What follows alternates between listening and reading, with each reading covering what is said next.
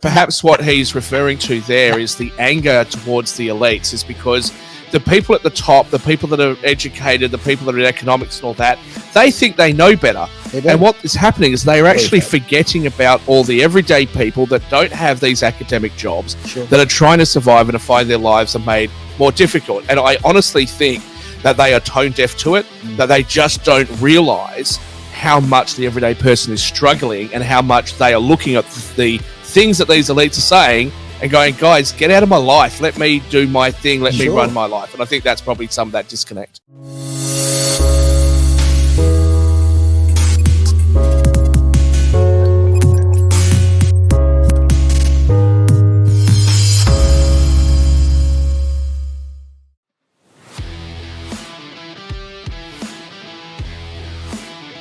Hey, it's Edge Radio Australia. Malloy with you, of course, ready for the greater wealth. Now, not on our normal time, of course. This is normally the replay time on a Sunday, 5 o'clock. I hope you're all sitting back very comfy on the Sunday afternoon.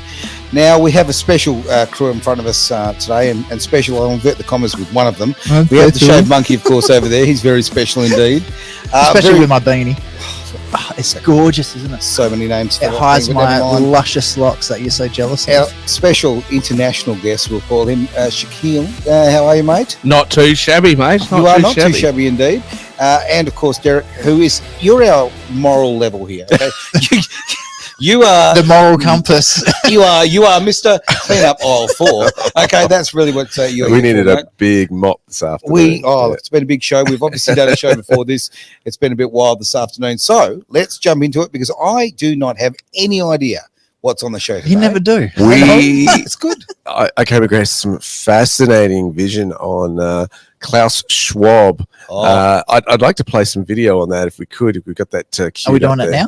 Yeah, let's do it now. Okay, hang on. We're playing with StreamYard, so this could be interesting. Okay, let's give it a go. All right. Where's the any cue? For this reason, what we have seen in the elections in the United States, in the Brexit vote, this anger of people against globalization and against the elites. If you look what's happening in the United States, particularly, you have this anti-system movement. What we are seeing is a revolution against the system. It's dismantling the system, and we see certain elements of this now in the new US administration. But when you look at the bigger picture of the world, what you can say about Donald Trump or what he's doing over the last 2 years is one very big and important thing he's doing. He's destroying the US alliance system all over the world. I don't know why he's doing it, but in a very systematic way, they are our friends, let's destroy that. They are our friends, let's alienate them. He's alienating America's friends in North America, Canada and Mexico, in Western Europe, in the Far East, South Korea, Japan. He's in a systematic way for reasons I cannot fathom. He's destroying the greatest achievement of the US foreign policy for decades and decades to build this alliance, this global alliance system. We've built the rule-based liberal global order. Wow. Right. I'm going to interrupt straight away. Now, I'm going to go straight to Travis because, Travis, you are the expert in alienating friends. So what's your thought here? Oh, I think they're just salty. Like the simple answer is like Trump did really, really well in the 4 years he had. Like he could have. There's a lot more he could have done, but he was up against it. Let's be honest. He brought American manufacturing back to America. Employment was through the roof. He started building the wall, which was actually proven to be a massive success. He got America out of recession. Big one. The economy was just turning around. It was actually doing really, really well. The everyday people were surviving. Inflation was under control. I'm kind of jealous of America between 2016 and 2020. And I think Australia could have done well to have a Donald Trump over here. I think he'd do a hell of a lot better job than Albanese. So I think what's happening is as one party starts accelerating, others fall down. And we see it all the time in politics, like especially in Australia, when someone sticks their hand up, especially in Australian politics, and starts doing really, really well, instead of everyone else around them like stepping up their game as well and like trying to match them and trying to exceed them and trying to strive for better, it's easier just to sit there and bitch and moan and be salty about stuff. So personally, I think this is what the World Economic Forum is. They're just acting like little bitches, and they should be getting off their asses and actually working harder rather than bitching and moaning about what's going on. Derek, your thoughts?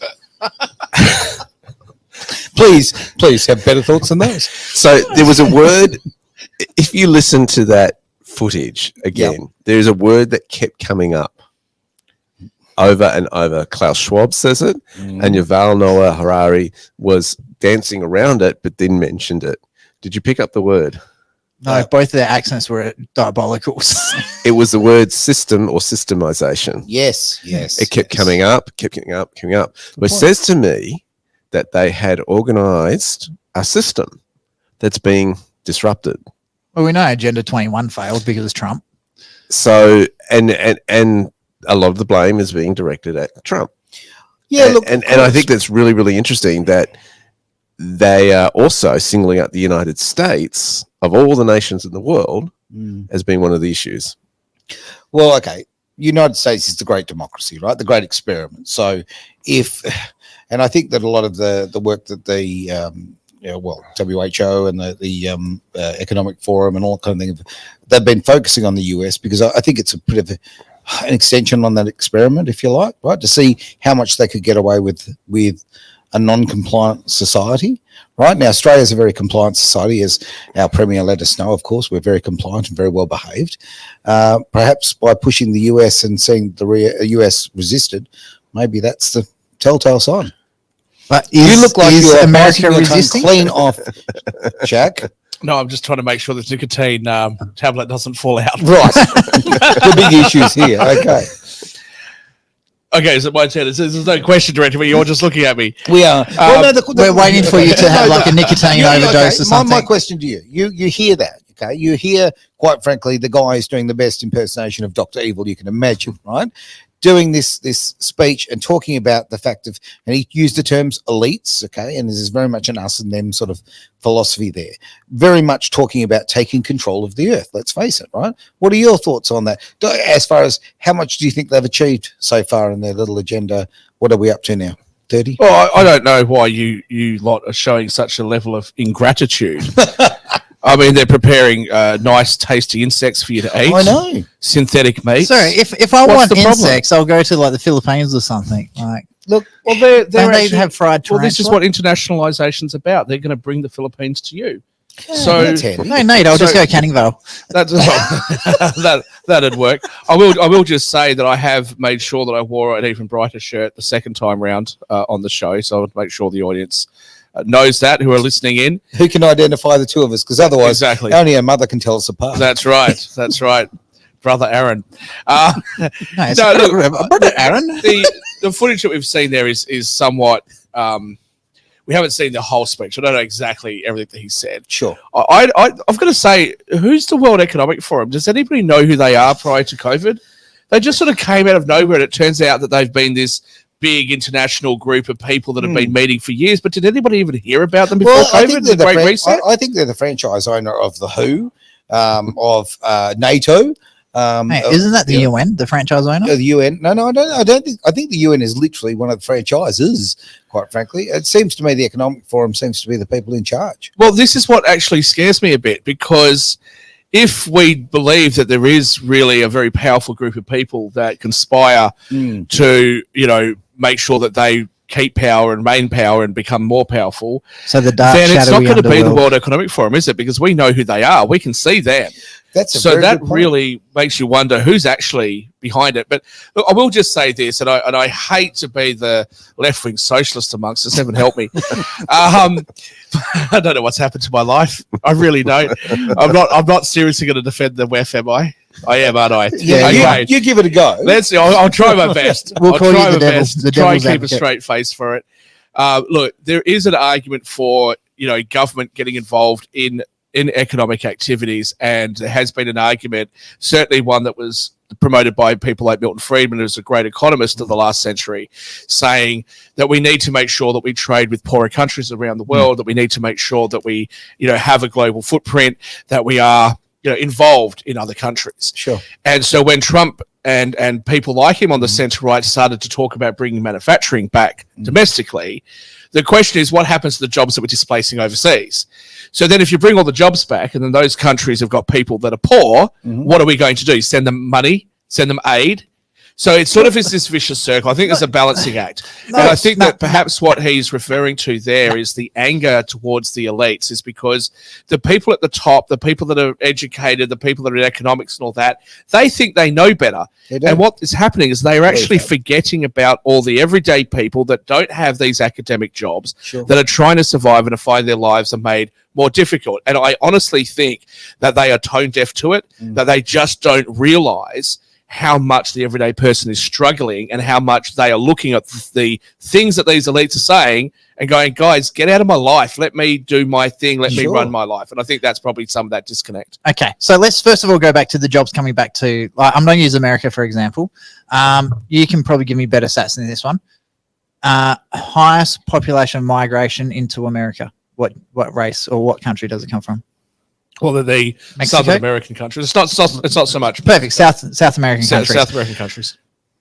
So would you have your manufacturing in America for South American people, or would you have your manufacturing in South America for South American people? Well, the thing is, most of the jobs, most of the people that are doing the low skilled work would be South Americans anyway. Well, then do it in the jumpers. US, because then you've got the taxation, which is feeding the country. Yeah. Yeah, but see, that's the whole point. But they're still giving the jobs to the people in the South American countries because they don't be sending money back. Yeah, but and then isn't it better for the South American people to get the jobs in America because it pays better? Not at all, because you're weakening. It's really actually it's the ultimate.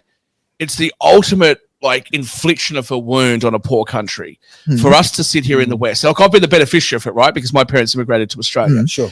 But it's really the ultimate infliction of a wound. You go to a poor country and you say, hey, you're really poor, so here's what we're going to do. We're going to set up an immigration program that allows your people to come to my country. We are going to take the very best that you have in your already struggling economy and bring them over here. And by the way, when we bring them over here, this is always love this argument for the people that promote immigration to the United States. They say, well, they do all these manual jobs. They clean the toilets that nobody wants to clean, that they go and do all the gardening that people don't want to do. No. They don't just do that voluntarily. Here's what's really going on.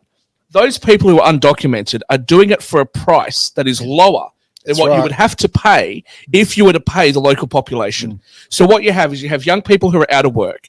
You have young people going to colleges that they can't afford. You're seeing in like all across the Western world, you don't see two 21-year-old kids getting married and buying a house because they can't bloody afford to, right? And then you have the older generation saying, well, we really need to do something. Birth rates are falling. So what we're going to do is we won't let the free market fall in price so that these young people can get a chance. We'll just bring new immigrants over and let them live. That's right. It's a really inhumane way of doing it. And I'll just add to there's that. a couple there that I want to touch on. For the United States, who says that they're all about immigration. Well, if you're all about immigration, why are you only allowing people that can cross your southern border? What about the people that you left behind in Syria, Afghanistan? I can just keep rattling off countries. It's just the countries that are close to you. What about the Indians and the Chinese and everybody else who are trying to immigrate? So it's a horrible way of doing things. Look, it's a wonderful thing that the world over the last few years has built up a much larger middle class, right? We've had this acceleration of people coming out of poverty. That's a very, very positive thing. It's happened in China, it's happened in India in big numbers, all that sort of thing, right? Now, isn't it better? Now, I don't obviously have the answer, but isn't it better for those individual countries to be bringing themselves up with trade, with stimulus, if you like, from other economies, right? Okay, then rather than importing them. Okay, because to me, the population in the particular countries isn't the issue here. I mean, obviously, you've got some countries that are overpopulated. That's an issue. But, ultimately, shouldn't they be trying to build their economies? This is what, for all the negativity about China, and believe me, I'm very positive about Chinese people. I'm not very positive about the Chinese government. But ultimately, why? Yeah. Why don't you like the CCP, Aaron? Oh, look, I don't know. Geez. They get shit done. Yeah, well, they do. Well, okay. Obviously, I'm just fundamentally against communism. Simple as that. I see their human rights records. Okay, I see the fact that they are right now in this very country infiltrating our political system and having undue influence. I also see the fact that they are using that financial control to push every day. Those two 21-year-olds can't get a home because of one aspect of it is the economy coming in from China. There's lots of different reasons. Well, again, my argument would never be against the people, but it's very much against the policies of the government. Right, so now I'm going to have to defend China. My God, what's happening to my No, life? sorry, I'm going to have to do this one too. Can I do it? Go, Can I have a turn? You go first. I was going to ready myself to defend China. No, I'll get you a nice red cup. I was reading a report about 3 months ago that it's not actually China that owns most of the international property in Australia. It's actually Eastern Europe and America. Yeah, it is. Yeah. But that's not the issue. He's talking about the new investment from them. Let me just say, Belt and Road, things like that too. Yeah. well, I'll address the Belt and Road in a second, but let's just say with the Chinese government, okay, we would prefer to see governments similar to what we have, Of course. even though we bitch and moan about it all the time. Yeah. Right. But we like similar. The Chinese are able to plan things much longer. Nobody really accuses. It's very interesting when I hear people criticize China. Nobody ever really accuses the Chinese government of not acting in the best interest of Chinese people. And I We can't, never accuse them of and that. I can't do that because they do. We They say do. stuff like, "Oh, the human rights, things." Well, yeah, but I mean, look at what we've done in the West. So, it's a bit rich for us to put that criticism on them. But when it comes to the Chinese, are coming in. No, Chinese people are coming in and investing, not Chinese government. Chinese people are coming in. No, right? I disagree. Chinese government are investing in our government, and that's a real issue. That's sure, but we all invest in other countries' governments as well. But let me just put this to you. aid. Because of maybe that's what they think. Maybe the Chinese think they're giving us aid. They're a much wealthier country than we are. But let me just say this.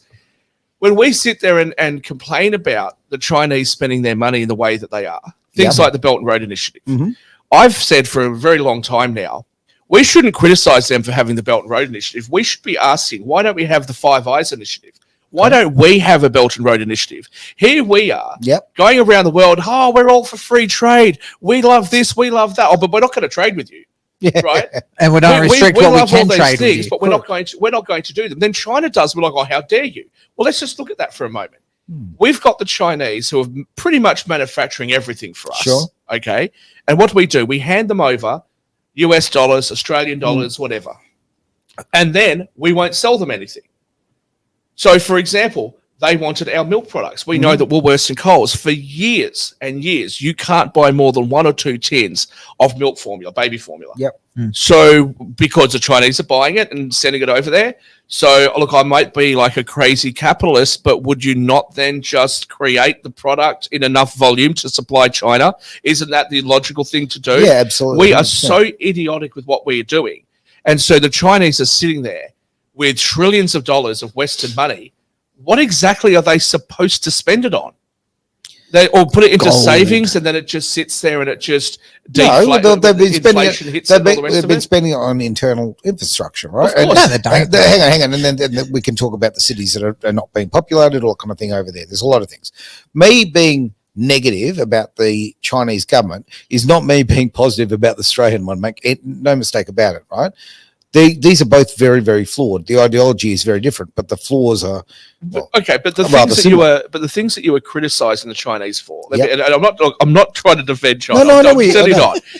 But the things that you're criticizing China for, Yep. without criticizing our countries for, let me just put the proposition to you sure. that if Australia said, "Listen, this is what we're going to do.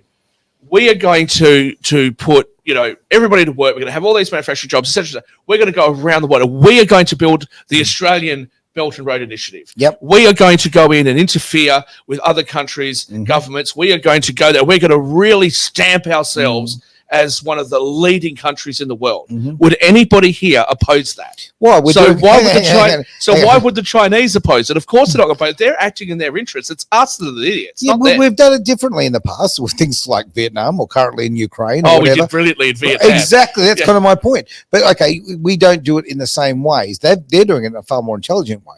They're using financial control to control the politics of a region and all that kind of carry on. Right? What, and we don't do that in Africa. Oh, we haven't done that in all the poorer countries. No, in I Asia. think we just do it really poorly, quite frankly. But we give it a go.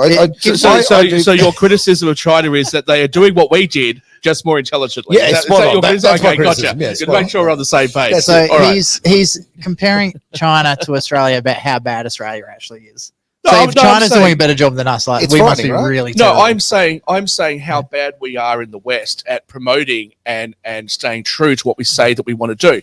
Look at all the arguments that they have in the United States. Well, do we want to be in the country in the business of nation building? No, get out of Afghanistan. Get out of all those regions. Then they say, "Oh, look at how unstable those regions are." And what are we going to do? Should we send money? Well, why don't you just go back in there with your military? Yeah. Then China comes in and says, well, look, we'll support you. We won't get involved in your politics. And we go, oh, how dare China do that? How could they possibly want to increase their international reputation amongst all the countries that have had the West's backs turned on them? And just on that note, talk about the BRICS nations. Yeah, I was going to say, just so I can... Is actually where we're going to drag it. In the West, we currently have 1/3 of the world's economy under sanction or trade restrictions. Yes. 1/3 of the world's economy. What kind of fantasy land do people in the West live in that they think that 1/3 of the world is going to say, oh, yeah, we're shit, and so we're just going to sit here and be poor? Nobody's going to do that. That's right. That's, of course, you're going to see Vladimir Putin go and meet with Kim Jong-un of North Korea. Of course, you're going to see the BRICS nations say, well, stuff the West, we'll trade with each other. Well, my opinion is very, very straightforward. The BRICS nations, right, are going to build the greatest political and economic control of the earth because they are the greatest part of the population right now.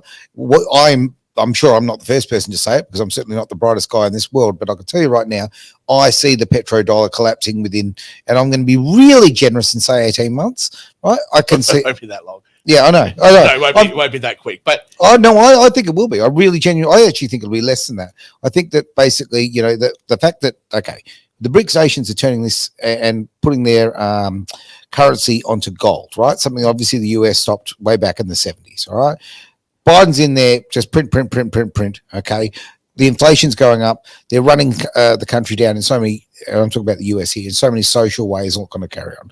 So you've got social decay in the US. So they haven't got a base to come from, okay, to really fight and maintain their position as the overriding economy in the world. The BRICS nations will take over and the petrodollar will drop. Now that Saudi Arabia are involved, that's my honest opinion. I think that now that the actual petrol itself, the oil, if you like, right, is under control by someone else, I can see utter disaster unless, and I didn't actually want to make this show a big pro-Trump show, but you guys have said it many times here.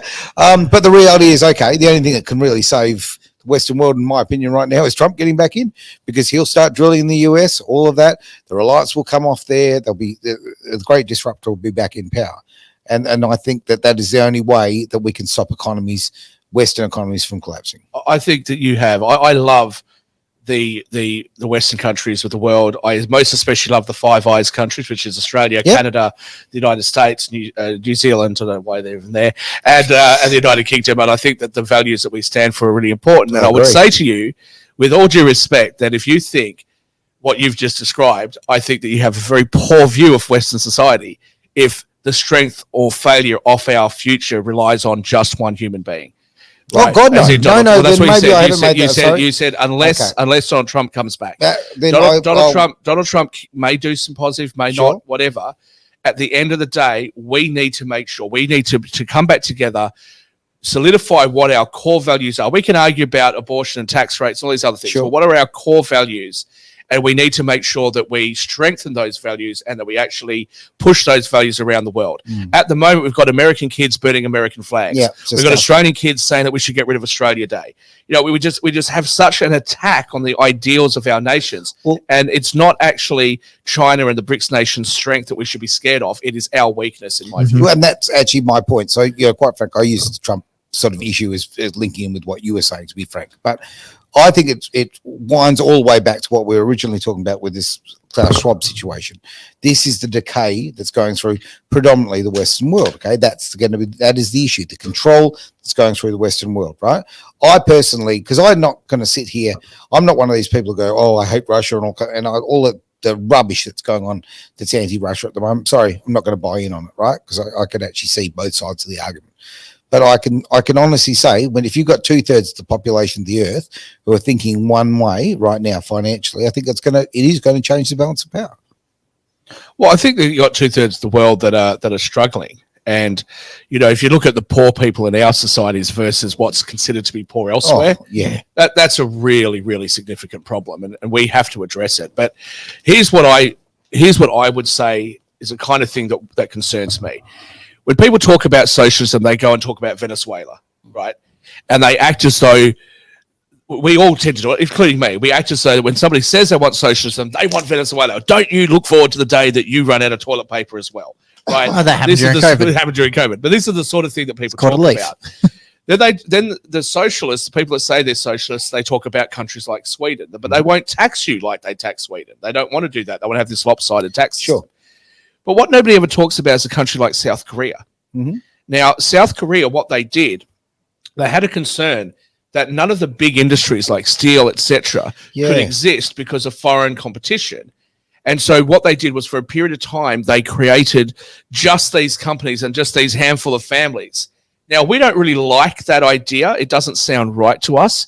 But South Korea today doesn't really have that. They've got a much more free market system over there. And South Korea today has an extremely high quality of life. And they've got a great economy to show for it. I thoroughly agree. That's the sort of thing that I think when we go around the West, or we go around the rest of the world and say, well, here's what we're going to do. We want you to have free market capitalism. We also want you to have all the social programs that we have. And look what you'll have. What? Massive debt levels at 120% of your GDP. Yep. Nobody wants that. No. I mean, Australia's fared pretty well, but nobody wants that. What I'm saying is I don't think we're promoting anything. We're not talking about how great we are. And in fact, we're actually talking and telling the rest of the world how bad we are. Whether it comes to issues like The Voice, when it comes to issues like Black Lives Matter in America, everyone says the world is sexist and the patriarchy and all these sorts of things. All we push out in the media that the rest of the world sees is that we suck. Yeah, that's what we tell everyone. We're the ones who are saying, and we are living that self-fulfilling prophecy. Now, I'm wearing this shirt, right? An Australian flag. I wear this shirt, and people call me racist. That is ridiculous. And the fact that ethos has got into people's brains, right? That negativity about their own country, that's a real problem. And I think you're absolutely right. I think that is. I don't actually fear. I think the word fear is probably the wrong word altogether, but I don't have those negative feelings about the BRICS nations and that kind of thing. In fact, quite frankly, I'm happy for them to build themselves up, right? I see it better for the world if less people are in poverty, right? Simple as that. But I think the great negative issue we've got in the world right now is that as the Western world is tearing itself apart and damaging it and is not proud of itself and is burning flags and telling each other that they're this, that, they're bad because they're a gender, a color, this or that or whatever. And I see these people, the Dr. Evils or Klaus Schwabs of the world, who are sitting there up the top, who just appeared out of absolutely nowhere, and I see them as very much the puppet masters of this. I think why is Target and Kmart just on this last Australia Day said that they took down and said that they will no longer be selling Australia Day merchandise because they're effectively blackmailed into it. That's how it works. Well, they're blackmailed into it. It was a decision made by the CEOs because the CEOs went to school. They were taught that being patriotic is a form of racism, and they're too scared. I do not agree with you at all. I'm telling you right now that there's a lobbying level right now in Australia, and it's around the world, but when it comes to, we're talking about Kmart and whatever here, the lobbying world has got so much power that they basically are bullying these companies into these ideals and pushing them. Do you really think they can bully West Farmers? Yes, I absolutely do. I think there's someone in the West Farmers who wholeheartedly believes because they recruit these people. Yes, just like the Alan Joyces of this world, they recruit these people. Another one who wholeheartedly believes in all the LGBTQ crap. Well, he's a part of it, and all the other stuff. He wholeheartedly believes in it. So the problem is, you've got these people leading a whole heap of. So you've got one or two really educated people who understand the system. They're manipulating that system to trick the uneducated into doing what they want them to do. Sure. It's all about control. Of course. Because let's say they sacrifice 2 or 3 years worth of income. For a company the size of West Farmers, that's not going to break the bank. Of course not. They'll make more than make up the money at a later date in time. I dare you to go to China. Right? Like, you do one of those I dare you to go to China and set fire to their flag. You'll be shot on the spot. Go to China and on whatever their national day is, to tell the shops over there you can't sell the Chinese flag. Oh, that's they'll right. shoot you on the spot. It just absolutely absurd. Oh, look, I believe it was 1989, wasn't it, when Tiananmen Square, with the gentleman standing in front of the tank, that they pretty well made their thoughts very clear about what they were seen as being anti-patriotism. The simple thing is a horrible thing that took place that day, and a great explanation of how the Chinese world works, I guess, to the rest of the world. But they don't put up with this crap. They don't put up with the gender studies in schools. They don't put up with the TikToks. They don't put up with the stuff that is eroding our society. Go have a look at the Australian military recruitment videos. Look at the American recruitment videos, and then go have a look at the South Korean military videos. Have a look at the Chinese recruitment videos. Any country, any other country, the UK, Canada, as long as it's not the strongest, wealthiest Western countries out there. Look at any other countries. That's right. It's an absolute joke. The other reason you've got the BRICS is not only because they're looking at the West and going, we don't want to become like that in terms of their social values.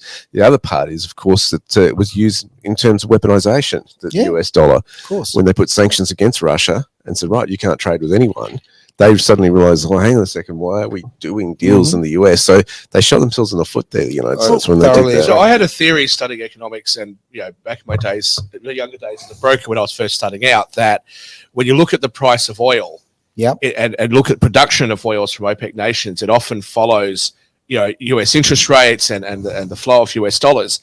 And I always thought it's interesting because oil and most commodities is traded in US dollars. So if you're a commodity producing place relying on US dollars and you see that US dollar is inflating, then you're going to want to decrease production of oil so that you actually get more value for the oil, right? Now when you're seeing the amount of inflation that we've just seen, and you're seeing it's not just the debt that they currently have. They've got $31 trillion worth of debt. But you've got 170 trillion or something in unfunded liabilities coming on the books soon. We're not talking about now, 20 years away. We're talking about the Medicare system over there, their Medicare trust fund starting to run out of money in 2028. That's the next election. We're talking about the Social Security trust funds running out of money in 2032. This is a real problem. And if you are relying on the US dollar, if that's what you're selling your product in, why would you? And you have no control of your currency. You might be a really strong economy and you're relying on America's. Why would you do that? Well, this is me winding my point back to what I was saying before, the fact that everything's based on the old petrodollar. And as the BRICS nations get more and more powerful, that becomes, I just see it devaluing to a point where, I hope I'm wrong. I mean, I'm not an economist, but I worry about it. All those people are obviously going to default on their mortgages, all that sort of thing's going to be absolutely terrible, terrible mess. And I don't know what they're going to sell the loans out at 10 cents in the dollar, and people are still going to retain their debts. There's going to be a lot of very bad social effects because of a ridiculous American dollar. Look, I think that might be overstating it. I do think there's going to be a move away from the US dollar as being the as strong a world reserve currency as it is. Sure. And certainly I think it's going to be less reliant. So I think it's overstating it to say there's going to be a complete collapse. At the end of the day, the debts are owned by the banks. Ultimately, it's owned by the Federal Reserve. There's going to be government intervention. I just remind people don't actually realize this. During the Great Depression, unemployment rate about 25%. Yep. Right. During the Great Recession, it was about 15, 18%. So it's not quite as bad as we may think. If you actually have a look at some of the economies in the world that are really struggling, you're looking at places where you have 60% and 70% unemployment, especially in young people, and that becomes a real problem. I don't think you're quite going to reach that stage in the US or in the West. Certainly for us sitting here in Australia, we are so incredibly lucky. Whenever I hear people slag off about Australia, I'm like, dude, just go, you know what, if you don't like Australia, fair enough. I'm with you. If you're young and you can't think of a redeeming quality about Australia, no problems. Please just take a year off and go overseas. Yeah. Just go and travel, because it puts things back in perspective when you come back here. For all of the flaws, for all of the things that you get upset about with Australia, we are so bloody lucky. And one of the things that makes us so lucky is that we are a mineral exporting country, followed by agriculture. So the world always wants our commodities. And when the world falters a bit, we do pretty well. And New Zealand does well as a result of Australia doing well, sort of as a byproduct. Well, So we're New really Zealand lucky. is the eastern status of Australia. It is. Well, and interestingly, actually, There's a politician trying to get that as to a happen. quick side note, just on New Zealand, I made a pretty disparaging comment about Jacinda Oh, dear. Ardern last time I was on. You did. Now, the great pride of New Zealand, the Labor Party, one of their members just recently said that they should have a referendum about New Zealand joining Australia. Yep. Brilliant, New Zealand. Good on you. Yeah. Good to see how much pride you've got. Every Kiwi Well, I know has great pride in their country, so I'm sure that'll go well. Well, it Really must have been represented very well by New Zealand Labor. So Wow. my big gripe, probably with what's going on internationally, is we're so tied up in India and Russia, especially for a lot of our international trade with these so-called free trade agreements. Personally, I feel that any company should be able to trade with any other country that they choose to. Obviously, you're paying import duties, taxes, and whatever's required. The level at which the Australian government goes to try and restrict our trade to countries, especially such as Indonesia and Vietnam, alternatives, like if you're not getting a good deal in China, don't go to China, go to another country. Absolutely. And I hate the fact that they're trying to restrict on what you can do in that side of things. Well, that's an interesting position for somebody like you to hold. Why? Well, isn't it, these union guys that run around and say, we want to have can't higher let that go, wages? can you? No, you really can't. No, not at all. I will never for the rest of your life let that one go, my friend. So you guys want high wages, right? We want Of high course wages. we We do, want this and that. Okay, cool. Yeah, it's my I'll tell you fault. what I'll do. I'll increase your wages and I'll shut down your job. How's that Yep. sound, right? And Union if I don't, 101. and if I don't do it, you say, Shakeel, you can't do that, you evil man. How can you ship our jobs offshore? What's wrong with you, you global elite capitalist pig? So, okay, fine, I won't. I'll stay right here and I'll give you the $50 or $500 or whatever it is that you want per hour. But now my competitor, who is located overseas, who's employing children, who doesn't actually adhere to our labour standards, Yep. that person come and undercut. So now what do I have to do? Now somebody who Have to doesn't fire like everyone. government, right, Mr. Anti-government, anti-establishment libertarian, now I've got to go to government and say, hey, government, here's what I need you to do. I need you to put in some sort of protective measure to protect me from the competition from overseas. So now government has to do one of two things. One, they have to give me tax subsidies, or two, they have to put a tariff on overseas goods, Yep. or three, actually, that they could just ban those overseas goods in order to protect me, like they tried to do with the car industry. Well, to they protect need those both. jobs. That's fine. Yeah. So when you say, I agree with you, we should be able to buy whatever country that we can. But if those countries are not adhering to our labour laws, which we've all agreed on, and then they can undercut domestic producers here, is that fair? Now, if you don't think it's fair, the question is who's going to pay for it? Because ultimately, those higher wages that are demanded from those unions and other groups comes at the cost of higher prices for the Australian consumer. Yes. Somebody has to pay for it. Yeah. No, it's So not what- somebody. It's always the consumer. Well, that's right. So what do we want? Do we want to have total free markets where we can be undercut by people that don't adhere to our rules and regulations? Or do we want to protect the industries that we have against what we consider to be unfair Well, competition? yeah, and again, that comes down to our ethical standard of, okay, we don't want to be condoning child labour. I'm not going to carry on, right? And we'd be competing against it because that's the reality of it. There, in my personal opinion, we need to protect our markets, right? And the things that you're talking about, I don't like it, but I think it's a necessary part of life. If you look at middle-aged Europe, like the 12th, I think it's the 12th century, before the Industrial Revolution. Yeah. 8-year-olds were going to work. Yep. Because they had to. So we should And- bring that back here in No, Australia. no. Is So that the theory? what I'm pointing out is Eastern Europe at the time, it was a case where you did what you had to survive. A lot of the developing countries at the moment are in the same boat. You do what you have to survive. So, but there's a limit to that. Sending a 8-year-old child down into a cobalt mine is just going to kill them. So I think things like that should be regulated. So if we put an 8-year-old child in a factory and worked them 12 hours a day, that would be okay? Again, you're causing damage to the kid's development. So no, it's not okay.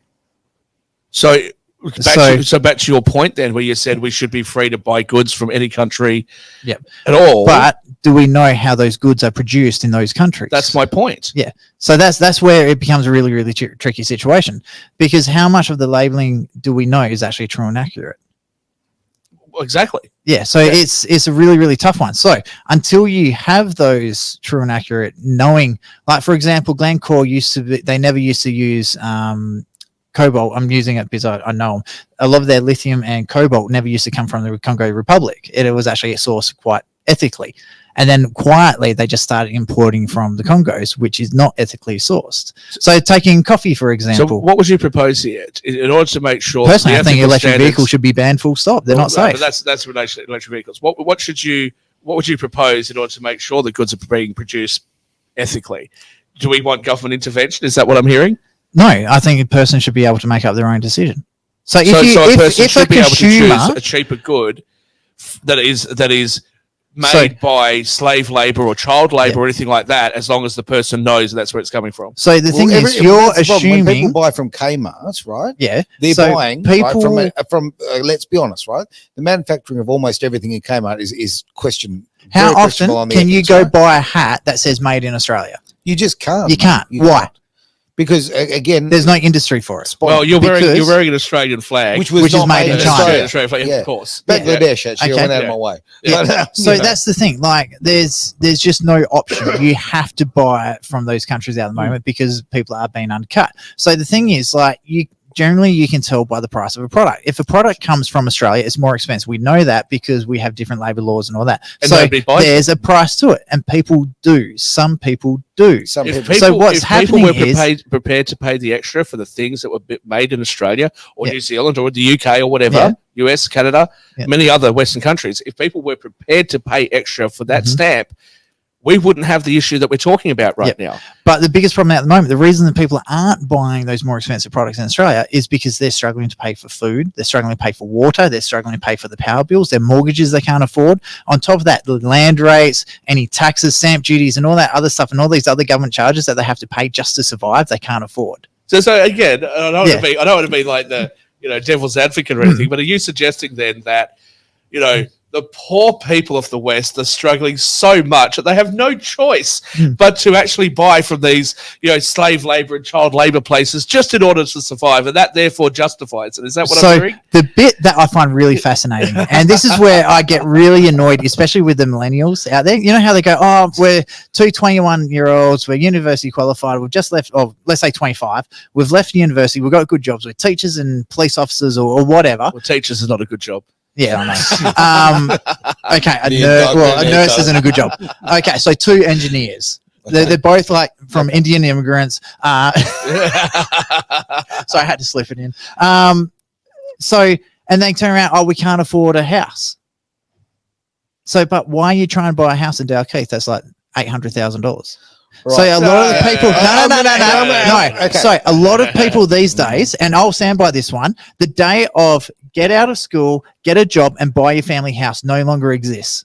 No. Yeah, so that's because the boomers had a bloody dream run and left the millennials with absolute shit. That's what happened. Okay. That was poor government policy that has caused that, not the boomers. Honestly, who was voting the middle? The boomers voting for these government policies, right? Because they had lack of knowledge to understand how politics actually implement. We have this argument all the time. Travis, it's great. Travis, anyway, let me go. Like your wife says, we have 2 minutes. Get it done. Yeah. Anyway, I'll throw something at you later. So what's lost my line of thought. So people got to start understanding that you can't just go straight into your family home now. That era is dead and gone. Like with us to be able to afford our place, we had to buy 2 investment properties before we actually purchased the house that we live in. Do you guys remember Healthy, Wealthy and Wise? Yes. Right? Paul Clitheroe, I remember when I was about 7 or 8 years old. He came out and he said, when you buy a house, you should buy a house which is 3 to 5 times your annual income.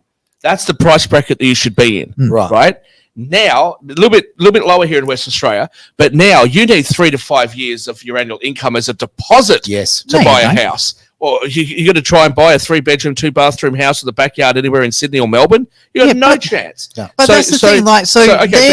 That's what I'm saying. It's all changed. Yeah, so it has. We could afford to buy a house within half hour of the city. We chose not to because we knew it would put us under pressure. So we're an hour out of the city. Yeah, but that's okay for you. But not everybody's going to be like that. If somebody but works in also, the city, what are I they don't supposed to smoke. do? I don't drink. We don't go out to dinner, so we can afford the house that we afford. I'd rather smoke and drink and go Spot to dinner on. and rent. So there's a lot of people out there who would rather go traveling around the world, go buy a car on finance rather than paying cash. So when I spoke to my grandfather when he purchased his first house, they didn't go out for 3 years to save up a deposit. They didn't go out to dinner. He stopped drinking. They sacrificed to be able to save up the deposit. How many 20-year-olds that you know now that will actually stay home and cook dinner instead of ordering Uber Eats? Yeah, I understand. You know, how many have Netflix, Disney Plus, Stan subscriptions? They have a membership to the gym. They have a credit card that they've maxed out, and they've got a personal loan to go on a holiday. What are they supposed to do? It's totally different times, and all the laws are different. They've got these things dangled in front of them. What are they really So supposed personal to do? accountability. Sure. But So even if they live like that, right? Derek, let's say college boomer. education and all the rest of it. Yep. You hear that the boomers in America. Oh, well, you know, I worked my way through college. Doing what? You were part-time working as a waitress or a waiter at some fast food restaurant. Mm-hmm. You think that you could actually pay off a college tuition or university tuition in Australia working part-time at McDonald's today? It couldn't happen, but their generation, that could happen. Let's throw another one here. Mm-hmm. Okay, straight out of university, how much does a teacher earn? 80 grand probably? 80 grand roughly. Fully qualified plumber in WA, what are they earning? I've got no idea, probably 100. I don't know. Closer to 150. Right. Okay. So why would you go to university where there's not that many jobs around when you can become a tradesperson, earn as you're learning, and then earn way more money? Well, I don't know why you'd want to go to university at all, but that's not the point. What are you going to do? Well, it is, because that's the situation. Realistically, I know we're all sitting there saying the genders are equal. Do you really expect the really girly girl who finishes year 12 to say, you know what I'll do? I want to be a plumber and shovel shit for the rest of my life. It's not going to happen. That's a man's job. Girls are just not going to do it. Bombshell. It's the end of the show. Thank you very much. Is it really already? I don't know. I feel like I've got tears in my eyes at the moment. I really do. You know, you all don't get blamed for this show. Of course I will. Of course I will. Mayor of Wanneroo. Oh, can you imagine? People are going to cut bits of it out of this and just absolutely attack me with it. Never mind. Yeah. They don't attack me. You're of course, responsible. exactly right. I'm just reading from a teleprompter that you guys can't see. Of course. You know what the great thing is, though? This is all about free speech, okay? No, there's been nothing edited. We just get on with it. We say our opinions, and sometimes we disagree. What's wrong with that, right? Okay, disagreements and a bit of discourse, it makes you grow as a person. No good being stuck in the old echo chamber. So thank you very much, Mr. Cartier. For the record, I'm not a lefty. Just putting that out there. Action and words, my friend. Thank you very much, Shaq, our international visitor. He's Perth boy. But there you go. And, of course, Derek Whittaker. Jeez, mate, I'll tell you right now. You poor thing. You just throw it out there and look what happened, mate. Look at that. It's you give the tennis ball and the rackets and watch them play. For you, it was a game of fishing today. You threw the line out, sat in the back of the car, had a couple of drinks, and just let the fish fight over it. It was awesome. It's really funny because we've actually got another video queued up that we're supposed to be talking about. Yeah, I thought I was waiting for the halfway point where a song was going to be played, and then we were. I very much tried to, and you lot wouldn't give me a second. Yeah. So I just thought it changed from a show to a podcast very quickly. Well, because Mr. Bloody slave employer over there, right, telling me he has to do it because of how poor everyone is. This is coming from the guy that wholesales everything. All right. Thanks for being part of course. What's the show called again, mate? The Shaq and Travis Show. The Shaq Attack. Also known the Bogan and the Indian. The Bogan and the Quickie Mart. The Greater Wealth here on Edge Radio Australia.